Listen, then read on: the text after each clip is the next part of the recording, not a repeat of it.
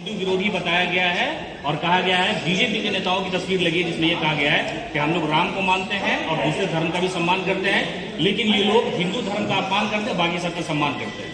धर्म किसी की बकौती नहीं है। धर्म एक ऐसी व्यवस्था है जिसपे किसी का भी की आस्था हो सकती है, विश्वास हो सकता है, मानने के अलग अलग तरीके होते हैं। इसी हिंदू धर्म की बात जो कर रहे हैं, एक राम मात्र सिंबल नहीं है। राम की पूजा हम मन में करते हैं, घट घट में राम, इस बात को भूल जाते हैं ऐसा बोलने वाले। रोम रोम में राम, घट घट में राम, मूर्ति में सिर्फ राम नहीं होते। विरोध उन बातों का होता है कि जो पोंगापंथी व्यवस्था धर्म के मामले में स्थापित करने की कोशिश हुई और उसे और मजबूत करने की कोशिश हो रही है, इस बात का विरोध है। इसने कहा कि अपना विश्लेषण नहीं होता है। डेमोक्रेसी की सबसे मजबूत पहल जो है वो डिस्कशन है और अभिव्यक्ति की स्वतंत्रता पर अपन कुछ नहीं लगा सकते। कोई गोडसे को मुंह माला बना रहा है तो हम उसको क्या कर रहे हैं, हम आलोचना कर रहे हैं। लेकिन सच बात यह है कि वैसे भी विचारधारा के लोग हैं जो डेमोक्रेसी में उनका अधिकार है अपने व्यक्ति करने का। उदयनारायण चौधरी बोले कि लंबी सरकार है सर, उदयनारायण चौधरी बोले ऐसा कोई ऑथेंटिक ये नहीं है। उन्होंने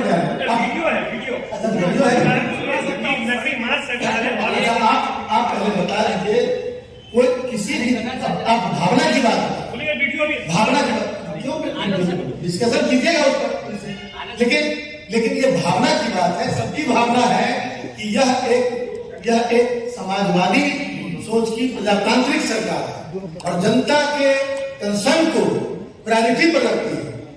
और उसमें किसी भी पार्टी में जो महात्मा गांधी का आज शहादत दिवस है, महात्मा गांधी के मूल्यों की स्थापना, मूल्यों का जो एक अवमूल्यन करने की कोशिश की जा रही है। महात्मा गांधी का चश्मा लेकर स्वच्छता अभियान चला रहे हैं और दूसरी तरफ गोडसे को माला बना रहे हैं। ये सब बातें जनता को अलग अलग मतलब सीन दिखा के बाइस्कोप दिखा के भ्रमित करने की साजिश है। इसको नाकाम कर दिया जाए। उदय नारायण चौधरी का ये पार्टी के प्रवक्ता ही अधिकृत बयान देंगे, यानी कि कोई दूसरा नहीं देंगे, नेता हमारे देंगे, राष्ट्रीय अध्यक्ष देंगे। अब मानिए उनका जो बात देखिए पीछे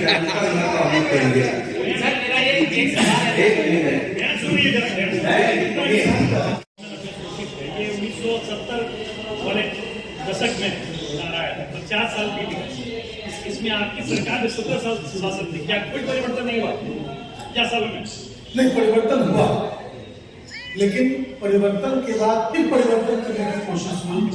सांप्रदायिक बातों को फैलाकर, भावनाओं को फैलाकर और पूरे इस दिन से यथास्थितिवादी तत्वों ने अपनी जगह पर पहुंचाने की कोशिश की और यह कोशिश जनता के जागरूक होने पर भी नाकाम की जा सकती है।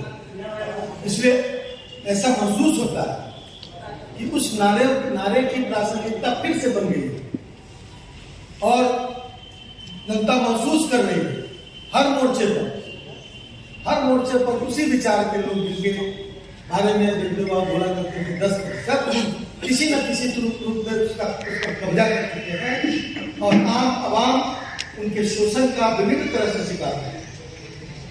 दूसरा सवाल है, अभी आप बोले कि उसमें नैतिक संदेश दिया जाए, अभी तो आप घूम लेते तो आप संदेश दिए कि 10% लोग दलाल, अब आगे क्या दिया जाए?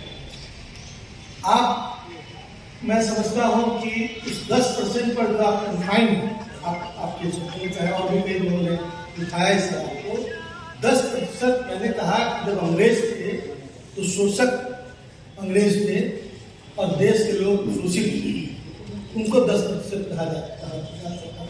जगदेव बाबू ने स्वतंत्रता आंदोलन में भी हिस्सा लिया और उसके बाद मैंने कहा कि अंग्रेजों के जो पिट्ठू थे, जिनको अंग्रेजों ने अपने शोषण की सत्ता सौंपी थी, वो अंग्रेजों के दलाल ही थे, इस वजह से उनको शोषण की सत्ता सौंपी गई थी। कमोबेश वही लोग, उन लोगों ने देश के बहुसंख्यक अवाम पर 90% अवाम पर शोषण करने का था। तो इन बातों को भूला तब जाता है जब परिवर्तन हो जाता है। परिवर्तन हुए माननीय लालू प्रसाद जी से लेकर अभी तक परिवर्तन हुए, लेकिन धीरे धीरे तरीके बदल दिए गए शोषण के, और किसी के कंधे पर रखकर बंदूक चलाया जा रहा है, तो किसी की कोई कठपुतली न चाह रहा। बागडोर नागपुर के लोग उसका पीछे से पुतला न चाह रहे। तो ये सारी बातें सामने आ रही हैं, और यह अवाम के 90% अवाम के विरुद्ध है। मतलब दलाल देश के बड़े हिस्से, देश की बड़ी संपत्ति लुटाई जा रही है, बेची जा रही है, और उसका नाम जो है विभिन्न तरह से उसके